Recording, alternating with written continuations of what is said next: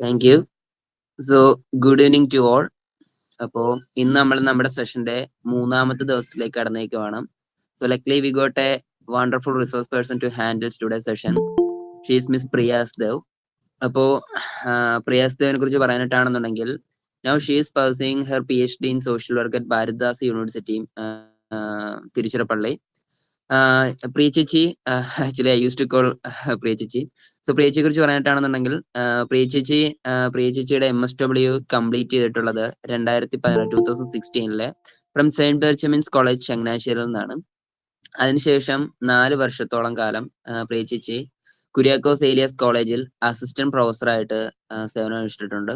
അതുപോലെ തന്നെ മീൻ time that ടൈമിൽ അദ്ദേഹം faculty member Kerala Association of Professional Social വർക്കറിന്റെ സോഷ്യൽ വർക്ക് നമ്മുടെ ഓർഗനൈസേഷൻ ആണ് കേരള ചാപ്റ്ററിന്റെ ഫാക്കൽറ്റി മെമ്പറും കൂടി ആയിരുന്നു.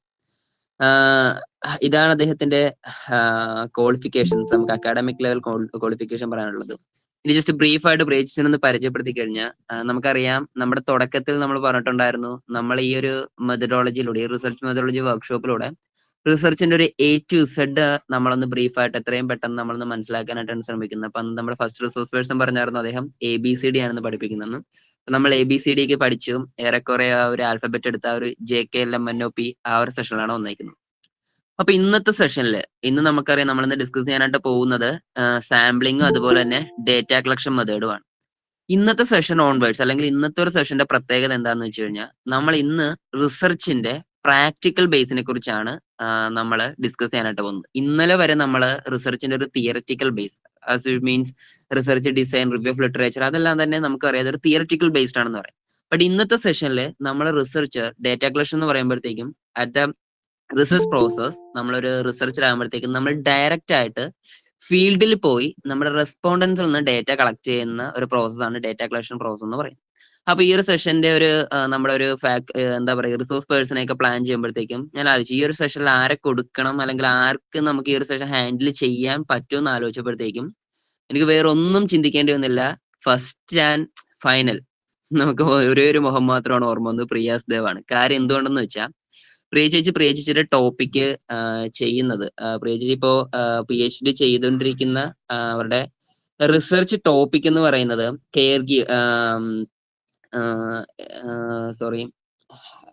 എന്താ പറയുക, perspective of care givers and recipes in Kerala. അതായത് കെയർ ഗീവേഴ്സിന്റെ അതുപോലെ തന്നെ care giving of older adults perceptive from care givers and recipients in Kerala. അതായത് എൽഡർ പീപ്പിൾസിന്റെയും അവരുടെ കെയർ ഗീവേഴ്സിന്റെയും പ്രോബ്ലത്തിനെ കുറിച്ചൊക്കെയാണ് റിസർച്ച് ചെയ്യുന്നത്.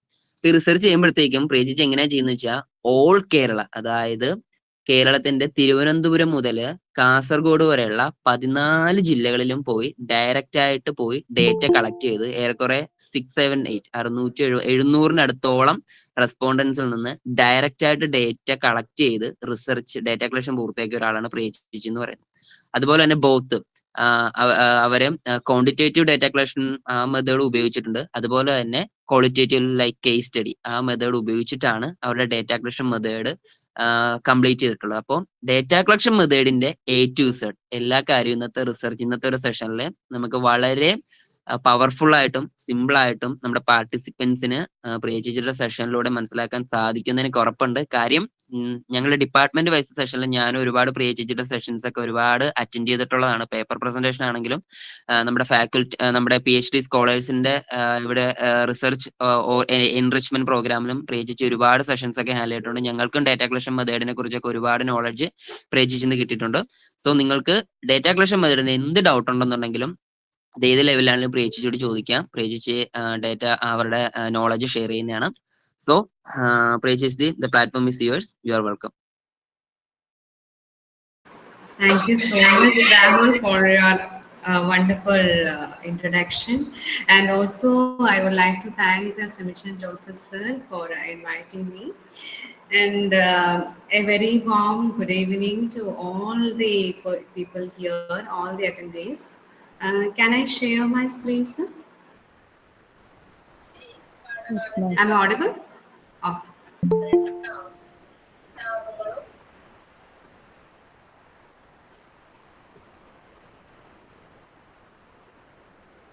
Is it visible now? Is it visible? Is my screen visible? No. No, ma'am.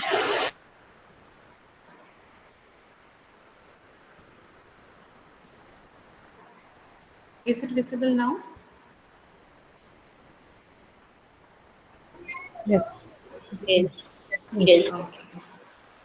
Okay, once again, a very warm good evening to one and all present here, and I am much privileged and happy to be here in the part of this research methodology workshop. And without further ado, let me move to the topic: sampling definition and its types. And when you think about the concept sampling, uh, I would like to start with an example. Then you will definitely remember at all time while thinking about the concept sampling. Like if we are preparing something in our kitchen, egg, chicken curry or mutton curry, whatever it is we are preparing, we will go there if we want to know the taste of that particular food we are cooking. We will go there and take a little bit of them in a spoon and we will first taste and we will make comments oh whether it is good, it is cooked well or not, or it is too bad, the content ingredients which has been added was not good. We are taking a small little bit of amount from that particular vessel, the all content which is accumulated in that particular vessel, and taking a little bit of them and generalizing the entire content of the food is good or bad, cooked well or not. Like that, the sample in a research is actually helpful for generalizing the entire population.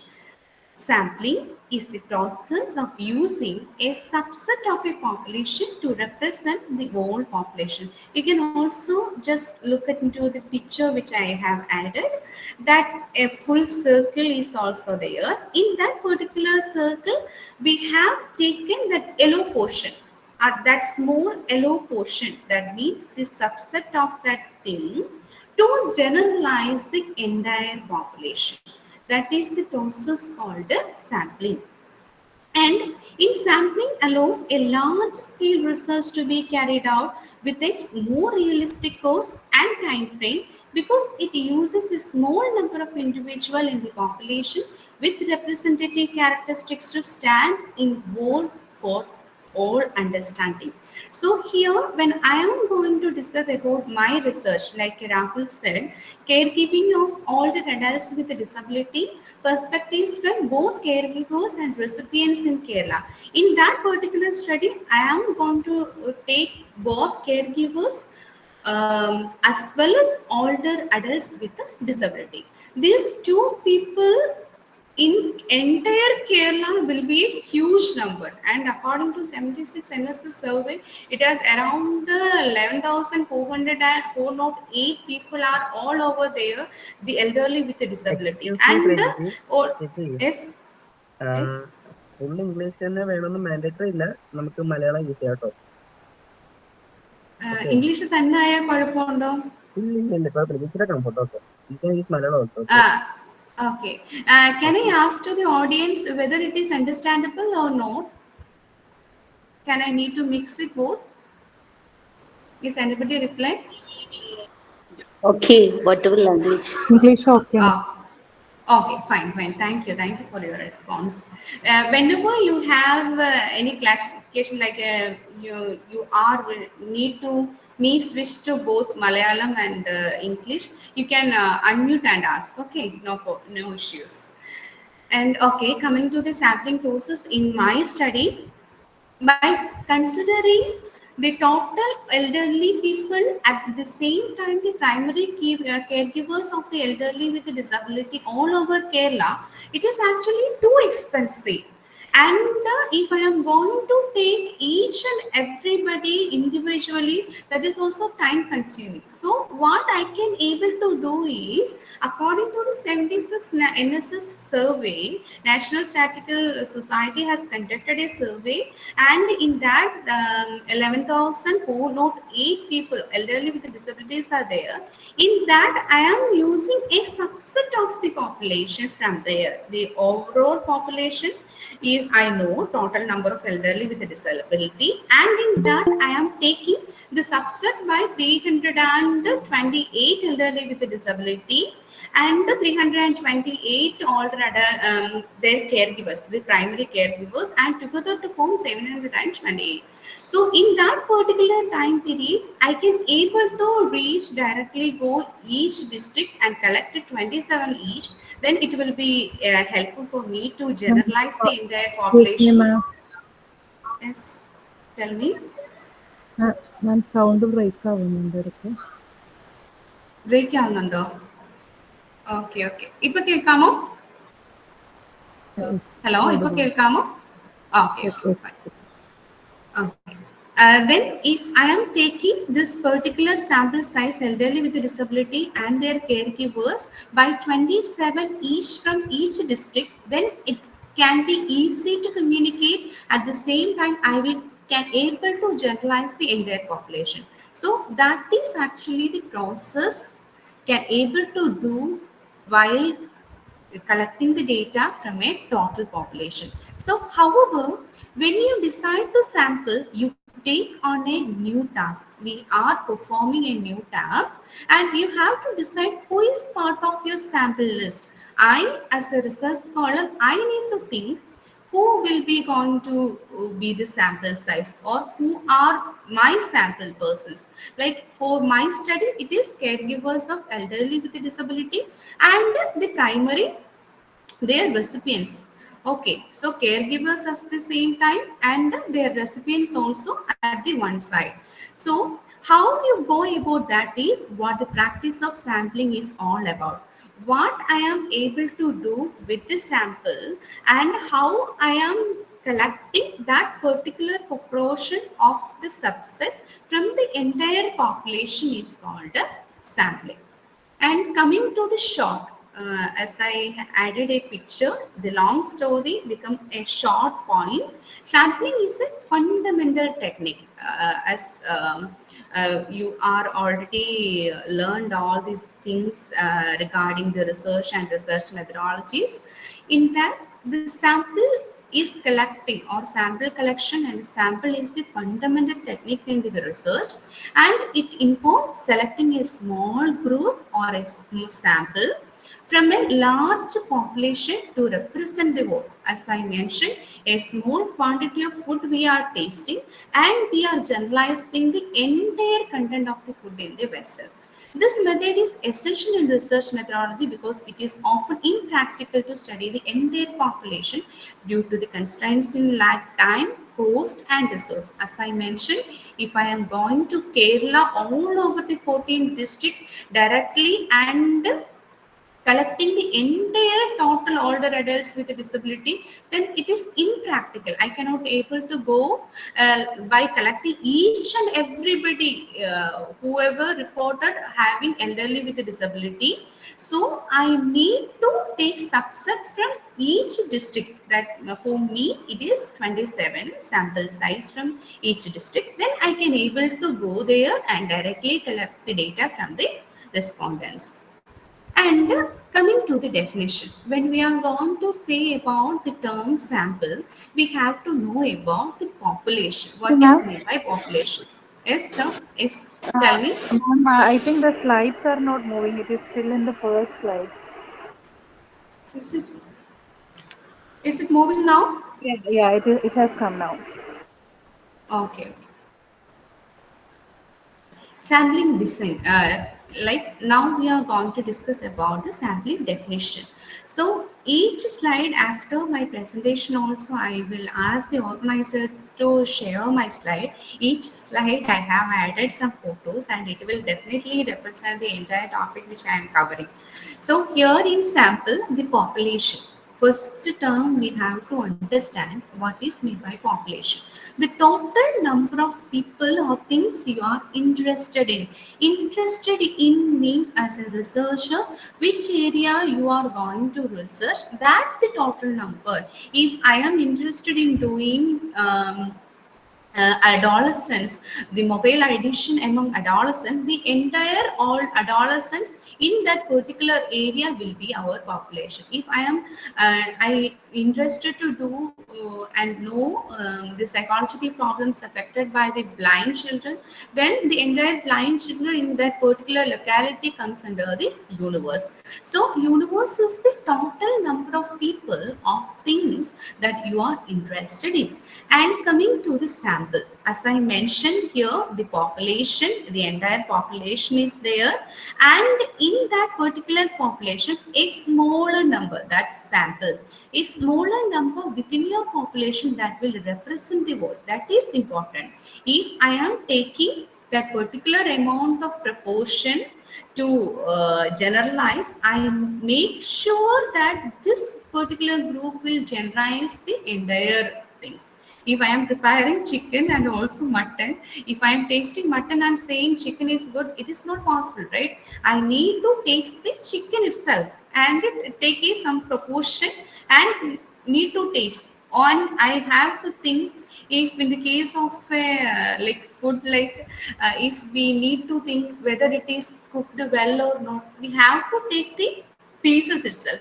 So the right proportion I need to choose to generalize the entire portion. That is actually needed for sample. And sampling here I have mentioned the hand. You can also see in the third picture, like hand is picking one person. Like the process and method of selecting a sample from the population is called a sampling. So this is the definition side. When we are thinking about the concept of sampling, these three terms we must need to understand. And coming to what is sampling in research methodology, as I mentioned, it is a fundamental technique. Then why it is needed and why it is important in the research methodology? Sampling refers to the structured approach of selecting participants or data points from a population that is represented as a whole. If I am asked, excuse me, Can you change the slide? It is still in the same.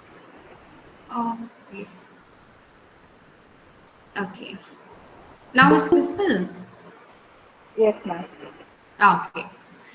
Now, what is sampling in research methodology? Here, if I am thinking about a particular group of people who is doing something, or who is, if I am taking you, you all, the audience, and I need to conduct a study like what your opinion about the class, and then I have to pick some of the students, those who are interested and those who are available and attending this class. Then only I can able to represent the entire proportion of the attendees and also get a good understanding about how the class is. Like that, sampling refer to the structured approach of selecting participants or data points from a population that is represent of the whole. And proper sampling technique ensures that the result of the research can be generalized to the broader population. If I need to understand that time, particular time, like corona pandemic has spread all over the world, and each and everybody, all the categories of people has suffered a lot, and a mass of audience has been suffered, and those who have had psychological issues, social issue, economical insufficiency, like so much of problem has been happened. If I am going to take an going to study the problems, stress, anxiety, depression among the people who are affected with the COVID-19 pandemic, if I am going to study directly, it is not possible. It is impractical. If I am taking this sample as a technique to get the subset of the population, the broader population, that is effective, and I can able to generalize and do the activities like whatever the strategies that I can as a social worker can able to contribute for the betterment of the COVID-19 pandemic affected persons, then I can also be done through that. And without it, studies would often be insufficient or inaccurate. We can also know, like, if we are not taking such kinds of subset from the population to generalize the entire, we cannot able to do, like, if we are having such kinds of much money, resources and all that, then we can able to do. But otherwise it cannot be possible, and it is efficient. And why is sampling important? I'll skip to all slides before like this. Okay, then it's visible now, right? Yes, ma'am. Okay, fine. Thank you. And why it's important? As I mentioned, although the idea of sampling is easier to understand, when you think about a very large population, it makes sense to use sampling method in research studies of all types and sizes. Whatever may be the size, it may be lakh or it may be more than lakhs or it may be at limited proportion. Whatever may be the overall population, we can able to do and generalize the broader population with the use of sample. And sampling allows you to research larger target population using the same resources as you would smaller ones. It dramatically opens up the possibilities to research.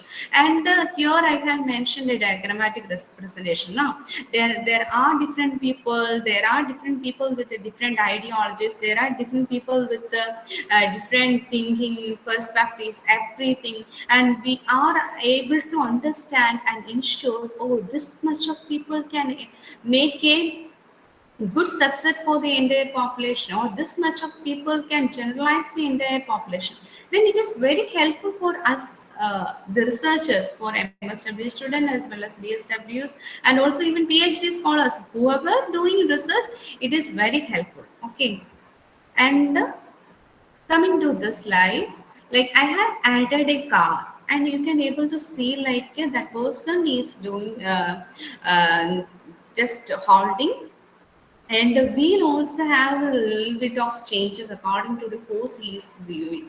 So, like that, sample is acting in the research is like a gear for a car or a bicycle. And instead of always turning to set off the wheels of a specific size and being constrained by their physical properties, it allows you to translate your efforts to the wheels. Whatever effort which we are giving to the gear, that translate that effort into the wheels and that car is moving.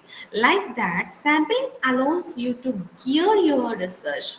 If we want to take a good number of population, what is actually the exact thing we will get? If I am thinking about, I am before doing a research, I am making a hypothesis like, okay, elderly with a disability will increases severity of disability, and gradually as the age increases, and those who are taking care of the elderly also will gradually increases their severity, and it will affect the mental health and quality of life of both caregivers of elderly with disability as well as their recipient. This is the hypothesis which I am making before starting my research.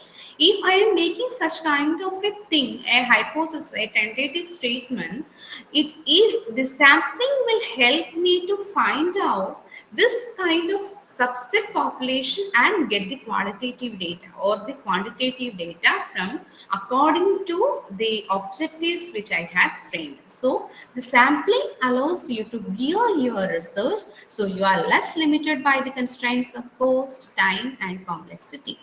It allows us to do things like carrying out excess polls during elections, map the spread and effect rates of epidemics. Epidemics I have mentioned in the case of electoral polls also, this research can be done, and epidemics like COVID-19 pandemic, all kinds of diseases and discomforts or comorbidities, that time of like spreading, that type of researches can be done through collecting these kinds of sample.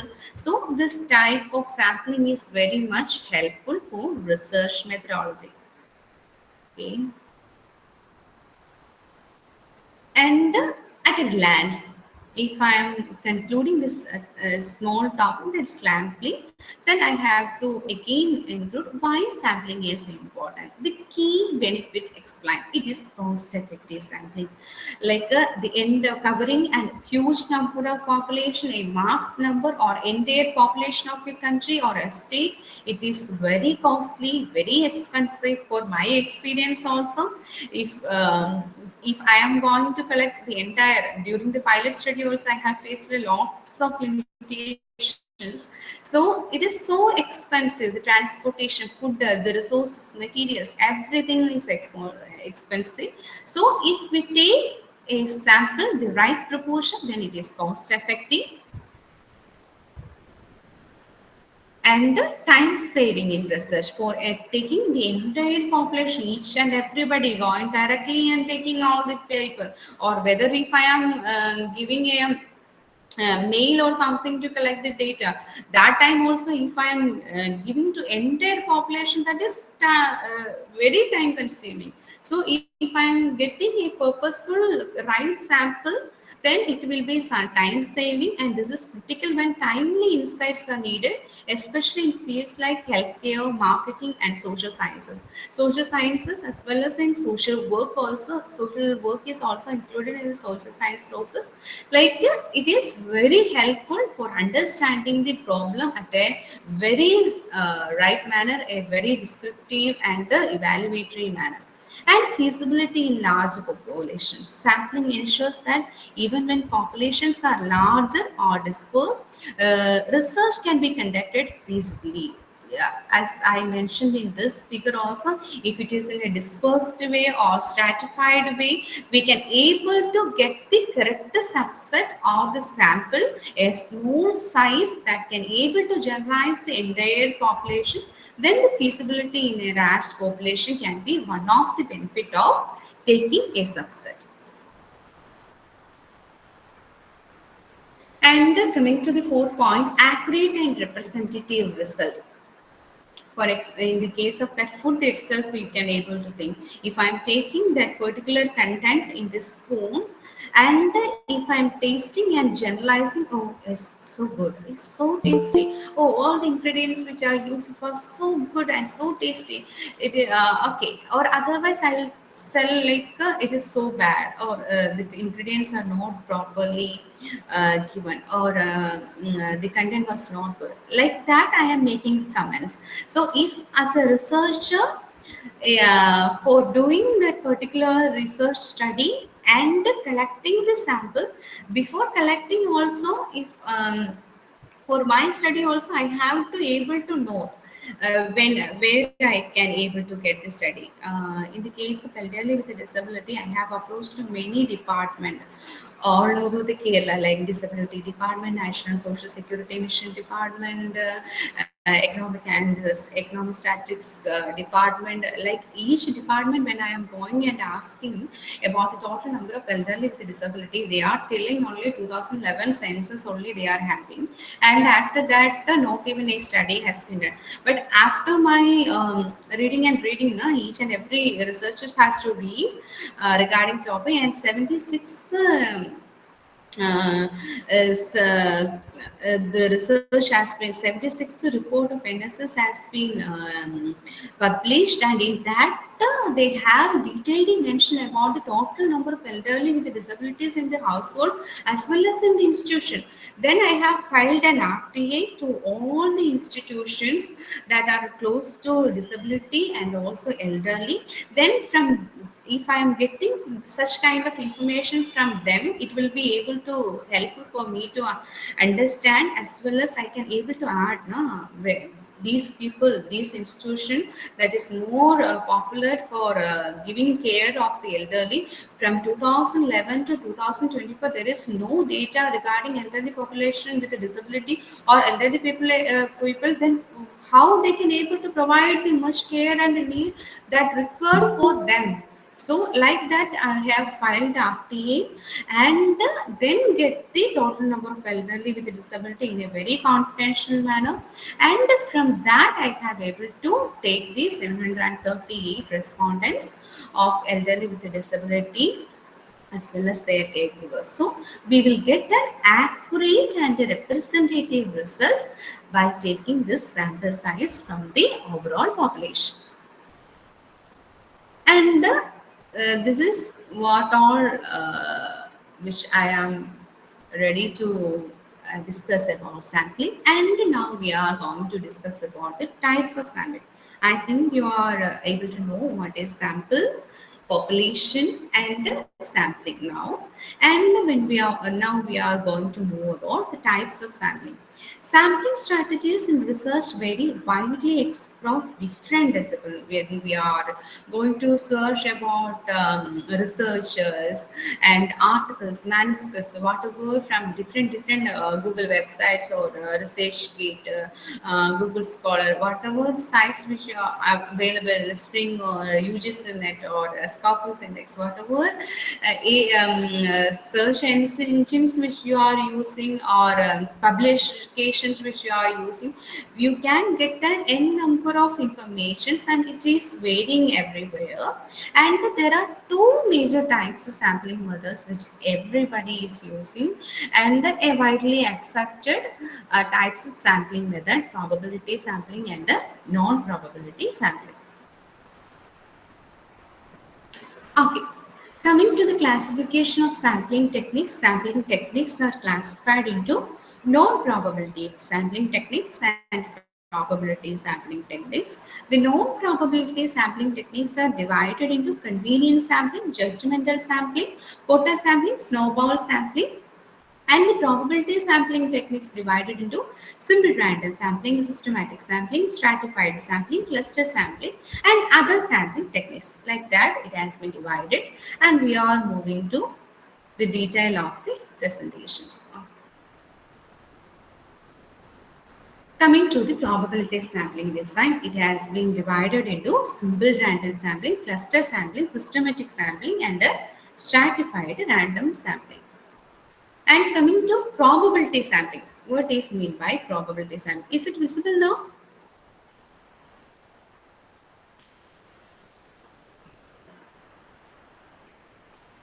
Are people are there?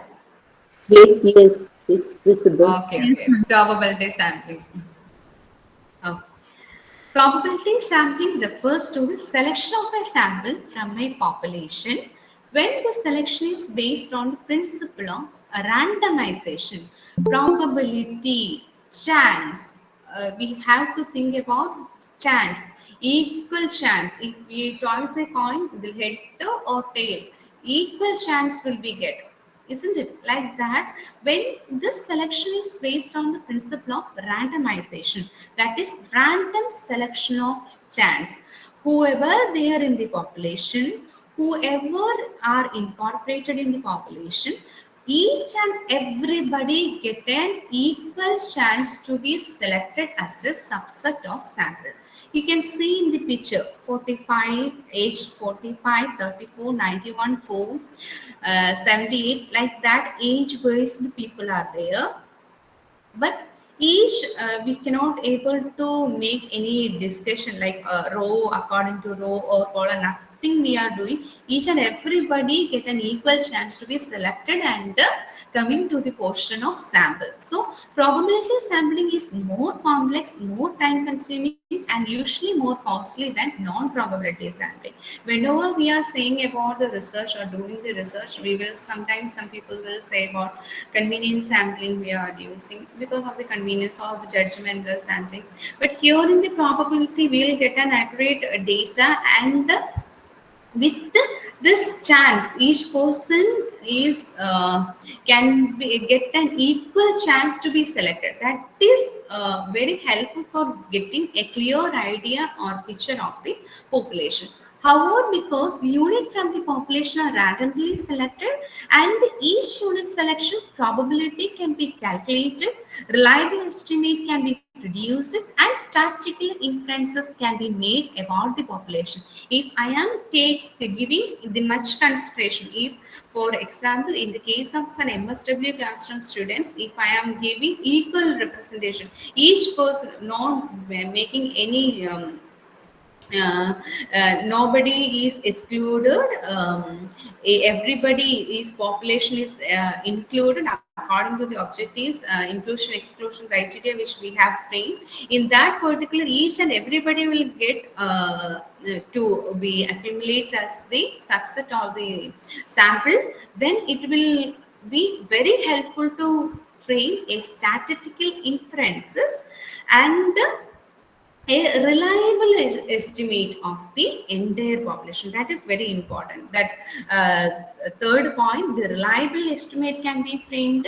At the same time, a statistical inference can be accumulated after we are doing this kinds of sample selection, a randomly selecting sample from the huge population. Then first we are going to move the simple random sampling. Okay, from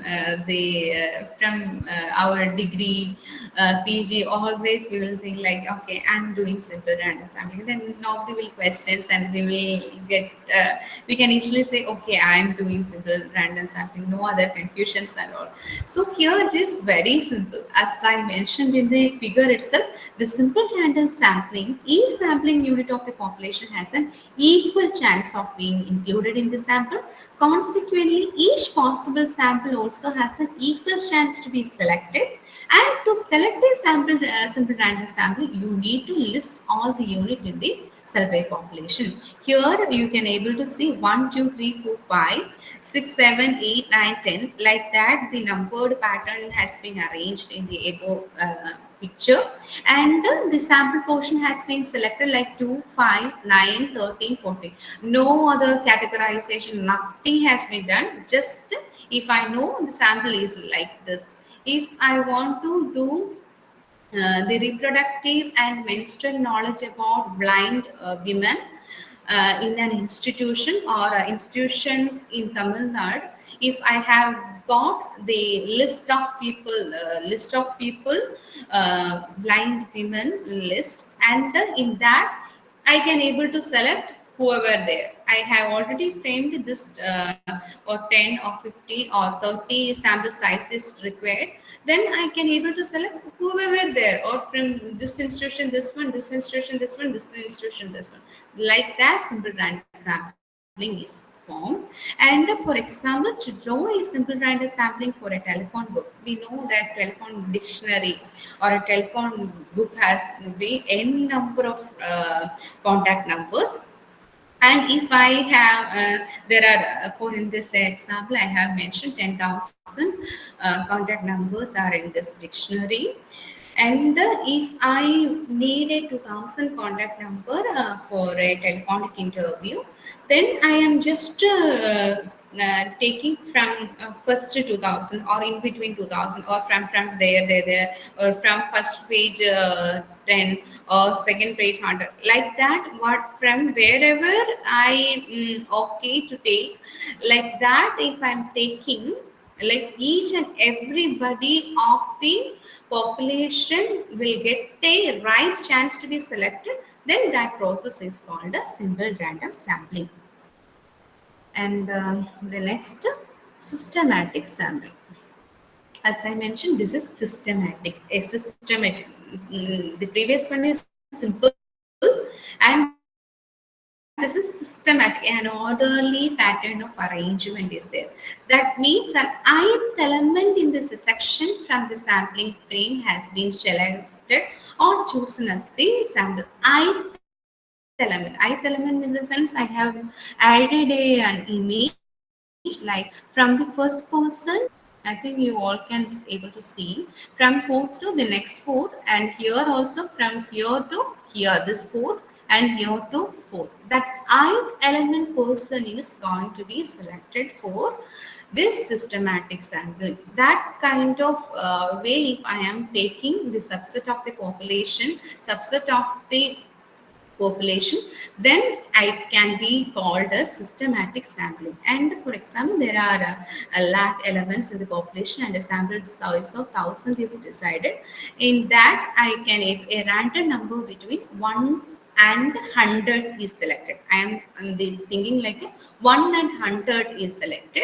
If for example this number is 23, the sample consists of elements 23, 123, 223, 323, like 100 plus 23 plus 100 each. That kind of correct, systematic, organized way is going to collect the entire sample size. That is called a systematic sampling. And coming to the next, stratified sampling. The term, the title itself says stratified sampling. It is stratified all over the population is population is there. We are making some strata. A two-step process in which the population is partitioned into subpopulation or strata. I have added the photographs like the population. A two-step has been done, like strata. A randomized selection has been done, and the strata should be mutually exclusive and collectively exhaustive. In that, every population element should be assigned into one and only one strata, mutually exclusive. The same persons, like here the entire population, the green person, all are come here in this strata, the blue persons all are come here in the next strata, and then the pink one. Each and every population has been kept it into different strata. From this strata, again I am doing a random selection. From the green one I have selected 4, then 4.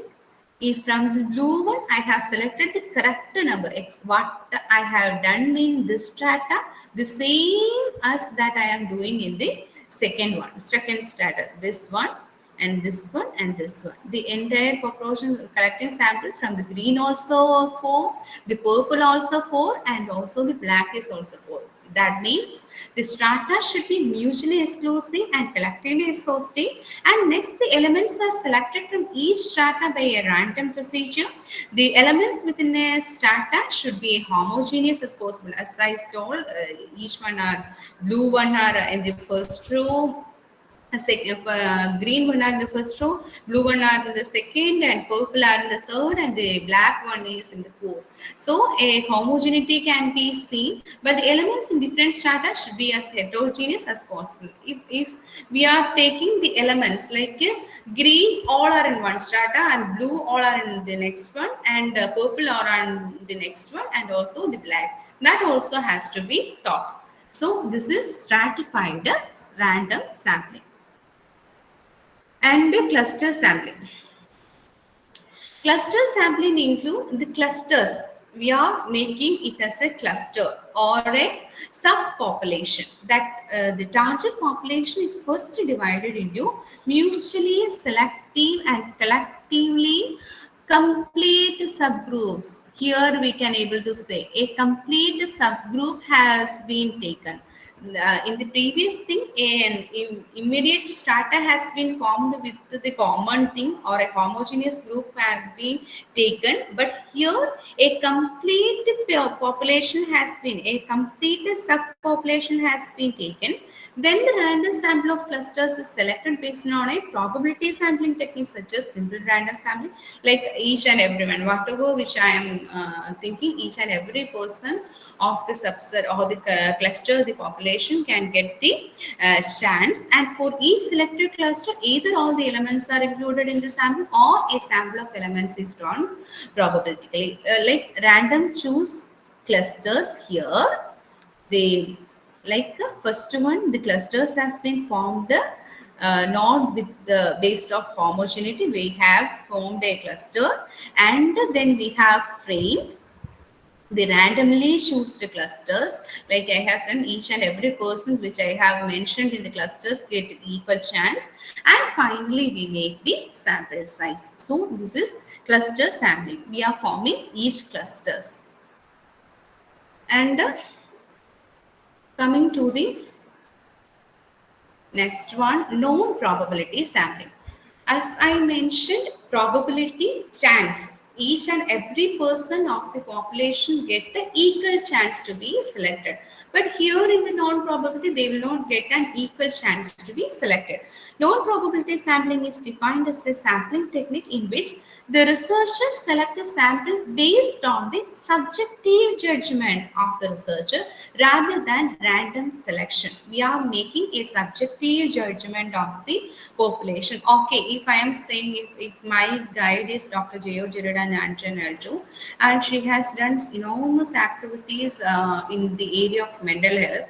If I am going to study a topic related on uh, expertise on mental health and their perspectives about future upliftment, like that, if I am going to study, then I will think like, okay, I can able to add ma'am as one of the respondent. So that is a judgment I am making for choosing that sample. So like that, a subjective judgment of the researcher is here in the case of non-probability sampling rather than random sampling, and it is a less tight method. We know now, if I am thinking about ma'am, it is a very easy method. Like I can able to select the sample with my own population and the most close to one, or the first surrounded people. So it is less tight method, and this sampling method depends heavily on the expertise of the research. Whenever we are thinking from the non-probability sampling, we can actually prepare the number according to the number we are making and calculating the subset of the population. But here, actually, if I am thinking about, okay, this person is expertise, or if I am thinking about this particular student has much knowledge about this area, so my expertise, like the researcher expertise, will depend on the entire accumulation of the knowledge or the data. If I am preparing an objective to understand this much of things has to be get from the representative, as a researcher, I need to be expertise and I need to fix like whoever need to be selected. And it is carried out by observation, and researchers use it widely for qualitative research. And non-probability sampling more sometimes if we are not getting correct number of people, sometimes we will use non-probability sampling, and it is widely can be seen in use of qualitative researchers and non-probability sampling. Okay, in non-probability sampling is a method in which not all population members have an equal chance of participating in the study, unlike probability sampling. As I said, probability sampling, each and everybody will get equal chance to be selected. But here in the non-probability sampling, they will not get an equal chance to be selected, and each member of the population has a non-chance of being selected. We have to think a non-chance. Okay, this person is expertise, or this person has done this kinds of research, so he can able to do like that. We can make a judgments, and according to that, the researcher will do the expertise understanding of this subset of the population, then collect the data from them. And researchers use this method in studies where it is impossible to draw random probability sampling due to time or cost consideration. So you are making to draw this kinds of non-probability sampling when if for my case also in PhD, Rahul also know, like in the PhD, while doing PhD, we cannot able to say like if I am collecting the data due to with the use of convenient sampling, because if the sample is not cannot be identified, or having so much of problems and troubles to identify the sample population, or it is much costly, then only we can able to concentrate on this kind of non-probability sampling methods. And coming to the types of non-probability sampling, like convenient sampling, consecutive sampling, judgmental or purposive sampling, quota sampling, and snowball sampling. Then first one, convenient sampling. As the term itself mentioned, convenience, the researcher's convenience. The picture also you can able to see.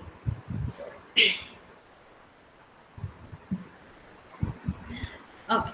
The picture itself we can able to see the person, the more closest persons who are standing in front of him, he is going to collect. Okay, so according to this researcher's convenience, he is going to collect the data from the respondents. So, convenience sampling is a non-probability sampling technique where samples are selected from the population only because they are conveniently available to the researcher. According to the convenience, the researcher is choosing the sample proportion, and the researchers choose the sample just because they are easy to recruit, and the researcher did not consider selecting a sample that represent the entire population. Whatever may be, if I am going to come into your institution, like whoever you are studying MSW, I am going to sit in your canteen or cafeteria and having a tea and collecting those who are MSW students are coming and collecting the data. I am collecting the data conveniently, like easily I can able to reach the data if I am sitting in the cafeteria.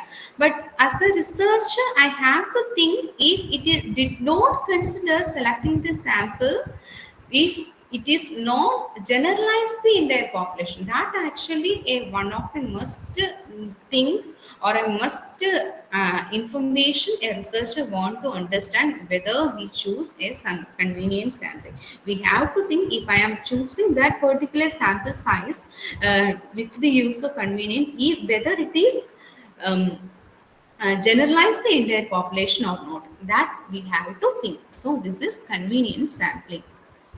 And convenient sampling, ideally in research, it is good to test a sample that represents the population. But in some research, the population is too large to examine and consider the entire population.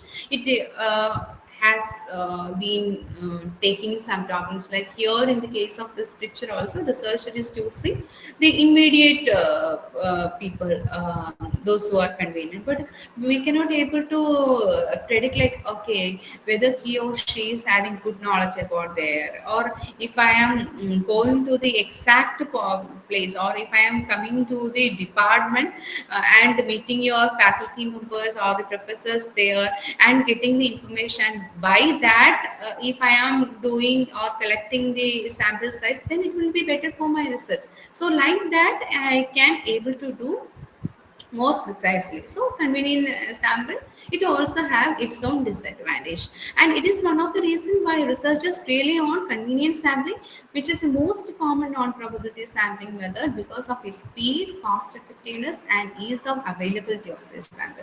Sometimes researchers are always use convenient sample, but I don't know whether faculty members will be allow you to do a convenient sample because of the cost effectiveness and the speedy informations, and easily it can be available.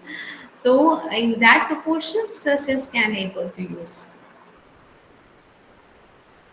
And in the case of consecutive sampling, the next sampling, this non-probability sampling method is very similar to convenient sampling with a slight variation. So you can able to see in the picture itself, there are so much of population here, and the first person, those who are in the front, has been selected. So consecutive sampling is defined as a sampling method that obtain first come based or first served the basis, first served the base. Whoever come first has been selected.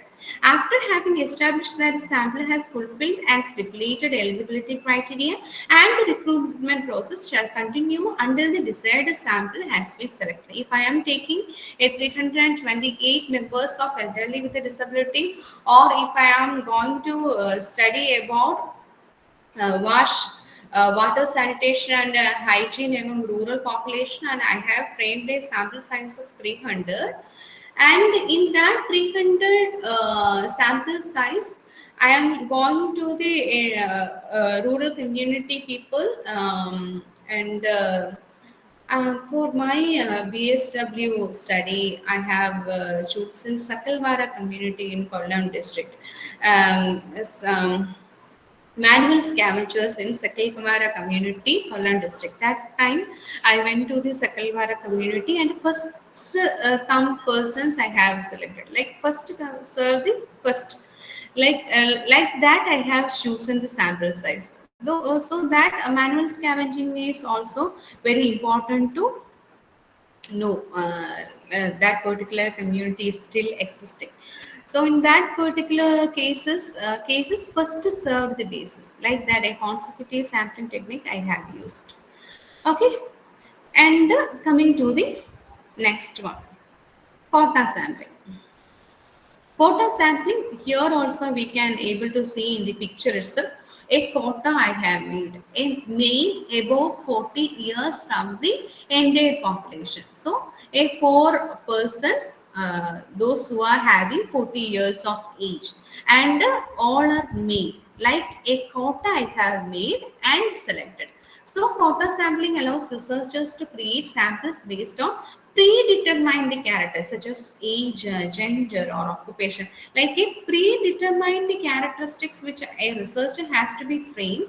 According to that, I have to select the subset of the population from the entire population. And this approach can be handy when researchers need to gather insight from the diverse group efficiently. If, as I told, here in the manual scavengers at Kollam district, I have found the leprosy. It's still, they have, there are people, those who are having leprosy, and they are not taking much attention or care, because whoever having leprosy or such kind of diseases, and while doing manual scavengers, government has made a quota, like if they are having such kind of diseases and after the death, the children will get the government position like clerk and all. So like that, these people are not disclosing it to the community, and they are keeping it themselves and suffering. So like that, this approach can be handy when researchers need to gather insight from a diverse group efficiently, and by setting quotas for each subgroup, researchers can achieve a balance that reflects the broader population, making it easier to analyze and general findings. As I mentioned, that entire population, the Sakalvara community, I can able to generalize. And for example, a food company want to find out which age group prefer which brand of food in a particular city. For example, in the case of a quota sampling, if a person is going, and he want to know about, he is a person from a food company, a professional from a food company, and he has to know about which age to prefer which brand of food. Then he has to make, if I want to know which age group prefer which food items, so I first want to make a quota, like a age group from 21 to 30, 31 to 40, 41 to 50, and 51 to, like that I have to prepare a quota, and then I have to collect the sample size. Okay, then judgmental or purposive sampling. In the judgmental sampling method, researchers select the sample based purely on the judgment. The title itself is saying it is purely on the judgment. Oh, the time is going so faster. Judgment, and in other words, researchers choose only those people who they deem fit to participate in this. As I mentioned, according to me, if I am doing a expertise. Knowledge about mental health and its impact on the future, if I then I will choose my guide, and I make a judgment like she is well knowledgeable in the area of mental health, so I will choose judgmental sampling in that case if a researcher is judging. And finally, the snowball sampling. Snowball sampling helps the researcher to find a sampling when they are difficult to locate. If in the case of a person who are having HIV or sexually transmitted diseases, we cannot able to identify them directly without the help of the institutions. And sometimes they have not even disclosed, or in front of the community they are not able to avail, like they are having HIV infected. So it is difficult to know whoever them. So snowball sampling helps researcher find a sample when they are difficult to locate, and the researcher use this technique when the sample size is very small and not easily available. Here in the picture also you can able to see the initial sample member is him, and I asked sir, can you able to say whoever affected with HIV is, and he suggested the 9 persons of 2. knowing persons of the other two, and from them I have found the other, and from them I have found the other, and the entire sample size for my research study. So this sampling system works like the referral program, for one person referring the other, and from them the next person and the next person, like that the referring program will be there. And once the researcher finds suitable subject, he asks them for assistance to seek similar subject to form a considerably good sample size. If I am asking to one person and he is giving the details of the other, and whenever the correct sample size I got, I can able to stop. Like that the snowball sampling is working. And coming to the difference between non-probability sampling and probability sampling. Here you can understand sampling selection based on the subjective judgment of the researcher, and here in probability selected at random. Each and every person will get the chance, and not everyone has an equal chance to be participated. Here everyone in the population get an equal chance to be participated, and the researcher does not consider sample bias, and used when bias has to be reduced. If here sometimes we cannot able to say non-probability sampling, and coming to the cafeteria and collecting the data first come first, or like that pieces, I cannot able to say it can able to generalize the entire population. So sample bias can able to come, or but here in the probability sampling, used when sampling bias has to be reduced, and useful when the population has similar types, and useful when the population is diverse. And then the sample does not accurately represent the population. If we are saying, uh, we cannot able to say like this can accurately represent, or this particular proportion can generalize the entire population, but used to create an accurate sample size. If I am taking the whole Kerala 27 from each district, elderly with the disability, and making a total number of 738 of elderly with disability and their caregivers, I can much assure that it may create an accurate sample size for my research. And here in non-probability, finding respondents is easy, but finding the right respondent is not easy. For my experience also, I have faced so much of troubles in finding the right respondents. And here I need to thank you this particular thing. But the next portion also we have. Just a second.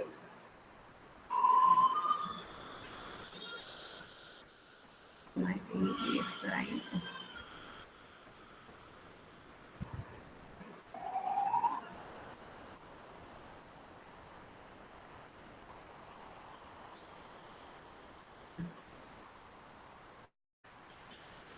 This is actually a different timing. I am ever experienced a class. So, is it visible? My slide? Hello? I'm Mommy, audible? No. blank page is coming, like a white blank page. Right blank page. Now? Not Same, yet. ma'am.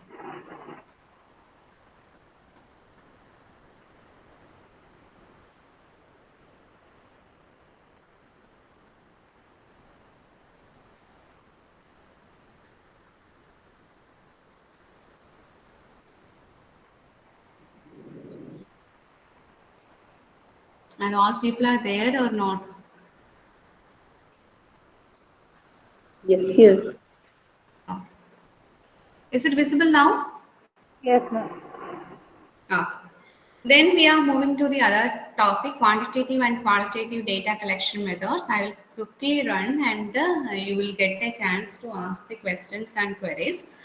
So, quantitative data collection. Quantitative data collection can be done collecting numerical insight data that translate easily into statistical or quantifiable information. So, if we are doing quantitative study, we can able to use SPSS software and all, and with the help of the softwares, we can quantify the data, and we will get a statistical inference about the collected data. So Quantitative data collection method includes surveys, questionnaire, observation, and scale. And further, this type of data collection typically involves a substantial number of respondents. And for my study also, I have used a mixed methodology study, both quantitative as well as qualitative. And here in the quantitative, I have chosen 738 respondents, a substantial number I can able to take. And for the qualitative data, each district I have selected one person as a representative for the entire for the qualitative. So a substantial number of respondents can be chosen for the quantitative study, and this larger pool of people provide a large enough sample of extraordinary data to be statistically relevant for a more sizable population. Like as I said earlier, this quantitative study, if I am taking a large number of population, that can able to generalize the entire population. Can you please check whether it is visible? No, The ma'am. slide. Only the initial, like your Yes. introduction slide is only there. Okay. Then again, I have moved to the process like quantitative data collection. Uh, Now it's visible. Yes, Is ma'am. it visible? Okay. And here in quantitative, in simpler terms, we can say quantitative data is usually objective and answer questions about who, what, when, and where. We will ask questions who, who, and what were the problems, who are they, and who all are accompanied, or what were the problems which you have faced, and when it is happened, and where it has been located, like that. And a objective type of questions has been asked during the time of quantitative study, and in the case of qualitative data extraction, is subjective information, like that why it is happened. Can you please explain about the experiences you have made? Can you light on what were the problems you are experienced, and how it affected your health, like that a why questions has been asked during the time of qualitative data. And coming to why is qualitative data important? That means it is objectivity and ability to convey a concrete numerical data. As I mentioned, if I am going to Kerala directly and collecting all the population, it is not possible.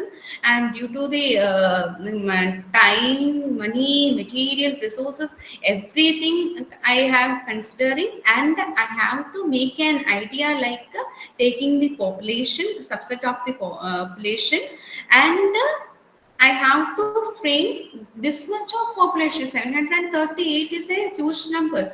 And if I'm statistically making an inference, then it is accurate for resembling my study. So it generates reliable factual data that can be used to answer important questions and quantify specific problems, theories, or hypotheses. Whatever the hypothesis which I am making, that I can able to identify, quantify the specific problems, and also important questions has to be asked. And the quantitative data becomes important in numerous areas, including medicine, socioeconomic studies, experimental research. What type in like important arenas which we are using for in the case of COVID-19 pandemic, also the n number of people we need to understand, and take the sample size and how they are facing. We are always focusing on the quantitative aspect to statistically inferent, make an inference. Coming to the quantitative data collection method, first one is survey, a method of collecting data by asking respondents a set of predefined questions. If I am going to do a survey, I have to take a questionnaire as a tool, and I have to give a predefined questions according to the objectives as a researcher I have made. So surveys are divided into structured surveys, unstructured surveys, semi-structured surveys. Here in structured surveys, a fixed questions are there, like a closed-ended questions are there. We are just asking, did you feel the problem is a major one? A COVID-19 pandemic is a major serious situation? Yes or no? Like that. Unstructured surveys mean it is open-ended. We are asking, can you write down what were the what were the problems which you are faced during the time of COVID-19? And semi-structures both are included. Like open-ended questions are also included. At the same time, they can be able to explain in detail, like such kinds of open-ended questions and also closed-ended questions are there. Okay, here that is survey and advantages, characteristics and advantages. I have a large sample size I can able to take, standardized questions I have to meet, and numerical data output can frame after collecting the data. In the case of NSS survey, which I am saying, no, 76 round NSS survey, so in that particular thing, a numerical data about the total number of older adults with disability in all over Kerala, each district, in household, in institution. That numerical data can be available due to that particular survey. So I think it can be understood, you all guys.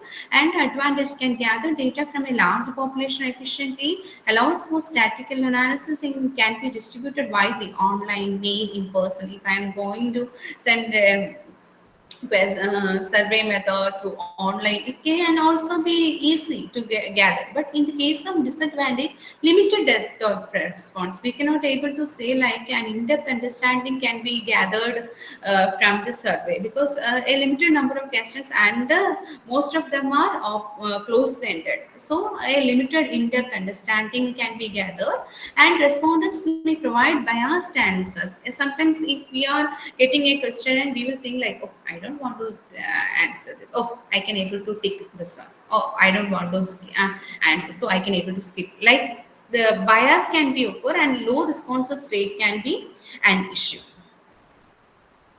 And coming to the next questionnaire definition, a research tool consists of a series of questions to gather information from respondents. We know that age, male, is gender, education qualification, social and demographic details, economic status. Like that, questions will come, and types include self-administrated questions will be on online or mail. If a researcher is administrating the questionnaire, a self-administrated questionnaires are there, and interviewer administrative. If we are focusing on a particular topic, and on the basis of that, if I am focusing, and interviewed administrated in person or a telephonic level, questionnaires also there. And the characteristics, closed or open-ended questions. Sometimes, always, as I said, age, gender, education qualification, marital status, like that. The questions are there. It is always open-ended questions, sometimes closed-ended questions, and primarily used for quantitative studies. As I mentioned, if majority, in the case of MSW students, like that, they will always use self-prepared questionnaires. So, primarily used questionnaire. And when we are moving to the advantages and disadvantages, this is a form of questionnaire. Excellent, good, average, we can able to select. And cost effective, what to replicate across different studies. Anonymity encourages honesty in response. In some questionnaires, they will say like, no need to mention your name, no need of signature, no need of mentioning your designation. So if I am making an anonymity like that, then they will encourage them to respond honestly. If I am going to study about the topic of sexual abuses victims, if I am making a questionnaire and I am asking like, no, you need to mention your locality or addresses or anything which lead to your proof, or then the people who can able to respond easily, and they will get a honest, they will feel honest, trustworthiness towards the researcher, and they can easily communicate it. So that is an advantages of the questionnaire. And disadvantage, ambiguity in questions may be lead to misinterpretation. Sometimes they cannot able to understand whether and they are really some during the NSS survey. I'm remembering when I'm in the degree time. I am also in the NSS campaign, and for NSS group also, sir has provided some socio NSS camp. They will give a survey, no? That time students will sit in particular place, and they will easily tick the entire portions without checking whether what is the question or nothing. So like that will happen, and response rate may vary, and limited qualitative insights. Only quantitative, like questions will be more closed-ended questions are there. And coming to the third one, scale definition: tools that measure the intensity, direction, level, or scope of the attitude, behavior, or traits that include in the scale. Like a scale may be 4-point scale, 5-point scale. Here I have mentioned how much do you agree or disagree, and here strongly agree, somewhat disagree, strongly disagree. Like that, the questions, the scales will be coming. And here in the case of Likert scale, measures agreement. This is an example of Likert scale, which I have added, no, the image. Likert scale, like it measures the agreement, strongly agree. Are you agree with this statement? Are you think COVID-19 pandemic is a hurtful situation for all adults? Like that. Rating scale means we are measuring the intensity from 0 to 1, or 10 to 5. If after this class also, sometimes I think the organizers will give a rating scale, like how much it is. Do you get the point of the clarity? How much examples I have given? How do you how much knowledge you have been accumulated? So you have to rate the scale, rate the number 1 to 5. How much marks you can able to give to the source person, like that. And the semantic differential scales measures the perception. Perception means we are using our sense organs to understand the external world, isn't it? So if I'm using the sense organs, and that means like in the case of perception, I need to think about happy to sad. The next slide I have added the semantic differential scale, like happy to sad, healthy to unhealthy. Like that, the extreme has been made in the scale. And characteristic features quantifies abstract conception, like satisfaction, stress. These all areas through, like in the scale also, depression, anxiety, stress scale, DAS scale is there, mental health scale is there, quality of life scale is there. I am using another scale, disability assessment scale, for understanding the severity of disability among older adults and elderly with a disability. So that quantify abstract concept and typically uses numerical or verbal categories. Always uses this kinds of categories. No? Verbal categories also can be able to use. At the same time, numerical numbering can be made. So this is scale. The next slide also shows the advantages, and here you can able to say the semantic differential scale, like orange. If I am considering orange as a thing to study, then healthy to unhealthy, good tasting or bad tasting, expensive. Like means that means the perception I want to understand from the respondent. So here in the case of advantage, can capture the extent of respondents' feeling or perceptions, easy to administer and analyze, and disadvantage subjective interpretation of scale, does not provide in-depth insight into the reasoning behind it. Whatever we are collecting, that is there, but we cannot able to understand why this person is collected this, or what is the reason behind this kind of responses. So that is lacking.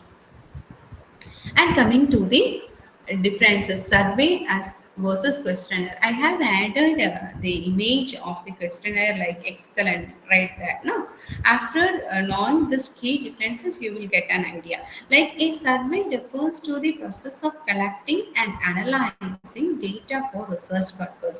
So you have to think like this survey is actually a process of collecting a huge number of information from a selective people or selective proportion. So here in the case of questionnaire, a questionnaire is not a survey itself, but a part of a survey. For collecting the data through the process, I can able to use questionnaire as a tool to collect the information. And conducting a survey is a time consuming process. Gathering information through a questionnaire is a fast process. If we are going to do a survey. So during the survey, a questionnaire can be used, social mapping can be used, resource mapping can be used. Problem tree analysis can be used. In such kind of tool can be used, and it will take so much of time. Transit work can be used. So here in gathering information through a questionnaire, it is simple. He can able to sit and take the paper and according to the question he can think, and according to that they can able to immediately answer. And a survey is a process of conducting research on a particular subject, and a questionnaire is merely an instrument of data collection, merely for data collection. But a survey, after collecting the survey, we will get a particular. And I think in the MSW rural camp, no, for my I studied in St. Women's College, Chennai. That time also I went to rural camp. That time we have to do a survey in collaboration with the Lions Club, and that time a socio-economic survey have been done. And that time used transit focus, problem tree analysis, questionnaire for understanding the socio-demographic details of the respondents, then problem tree analysis. Like that I have made for getting the survey of the population, socio-demographic survey of the rural people. Okay, and so survey consists of both open-ended and closed-ended questions. We will ask question what, why, like that, what, where, like that also, and why is also there, open and closed ended. And individual questionnaire generally consists of closed ended questions. Always we can see closed ended questions in the questionnaire, and answers collected are both subjective and objective in nature, and the answer collected are objective in nature. Then here is qualitative data method. I will just important points I will read, and you can ask questions. That will be better, I think. Qualitative data collection method: interview, a method where the researcher asks open-ended questions. That is important. Open-ended questions can be asked. It may be structured, set questions before, and semi-structures. We are flexible for the people, but we have to check whether they are diverting. Can you change the Oh, slide? I'm sorry, I faced. Yeah. Change the slides. Slide is not moving. Now it's a survey and Please. questionnaire difference. Yeah, now it Okay, has. is it moving? Yeah. Sorry. I actually tightened after your intimation. Okay. Interview here. Structured interviews are there. Semi-structured interviews are there, and unstructured interviews are there. They're like set questions previously before asking, and sometimes flexible in the sense we are encouraging the participants to speak, but at the same time we have to think whether they are diverting out of the topic. And unstructured, we are not giving any much direction. They are giving, like a Alcoholic Anonymous group, if you are doing an interview with them, we will let them speak about their experience.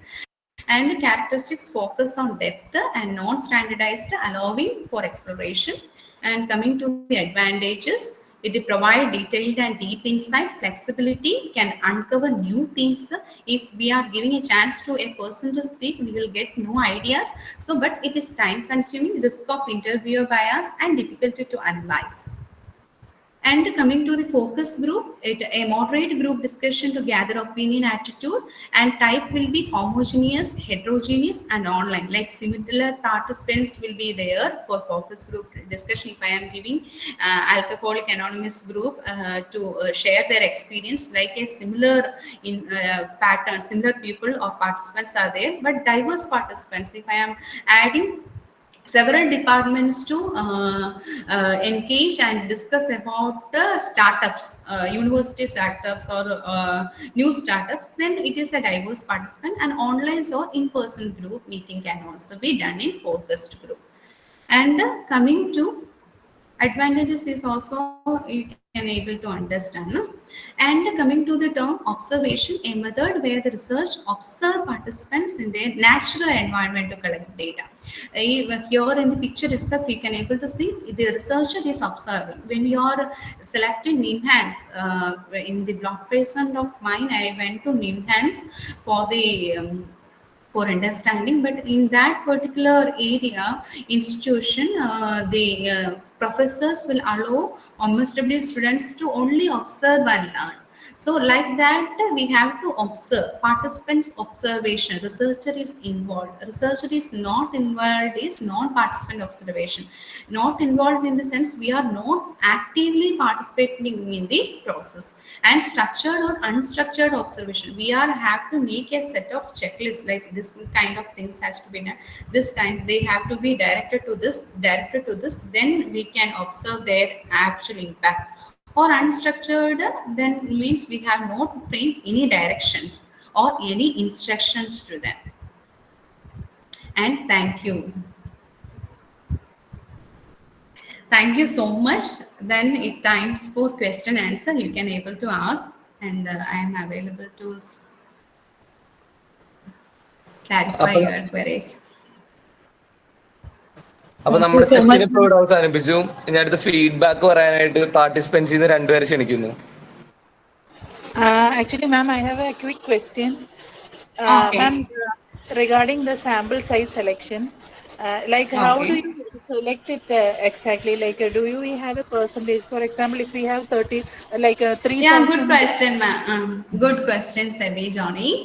Like, if we are using, as I mentioned, quantitative sampling will help to identify exact number of statistical population. So, I have used Cretin and Morgan table. In that particular table, if we are using 1949, it has been mentioned, and they have used a table. You can able to see that table itself. If we are using this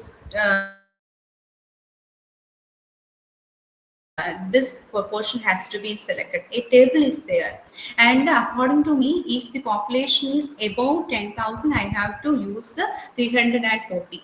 Okay, like that I have taken the sample size. Clear?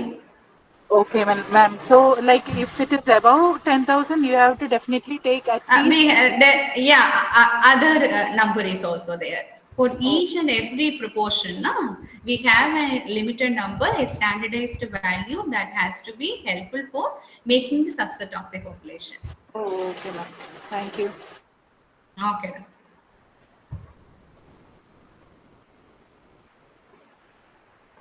Yeah, sure. Any other questions?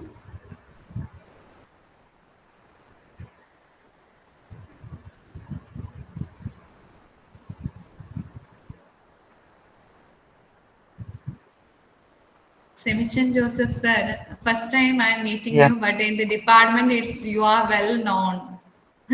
yeah, thank you, thank you. I First too, I time too. I am meeting you Yeah, face to face. yeah. Okay. Last 2 days Nice to I meet. was not able to attend the sessions Okay, fully, okay. but today I'm very fortunate to attend your session from the very beginning to the end. So Oh, I would great. like to congratulate you, especially it was a wonderful session. You Thank you so covered much. all the areas, all the aspects in a very detailed manner. I'm so happy and glad to host you in the platform of Smart India Foundation. A big Thank you thanks so to much. Priya ma'am and especially Rahul for introducing you to the Smart India's platform. Yeah, okay, So this okay. consider this as just as a beginning. We will do Okay, many things together sure, sir. for our social work fraternity, right? So, Okay. so thank you so much. It was wonderful, Thank you so wonderful. much, ma'am. Thank you Yeah, so bye. much, sir. Really.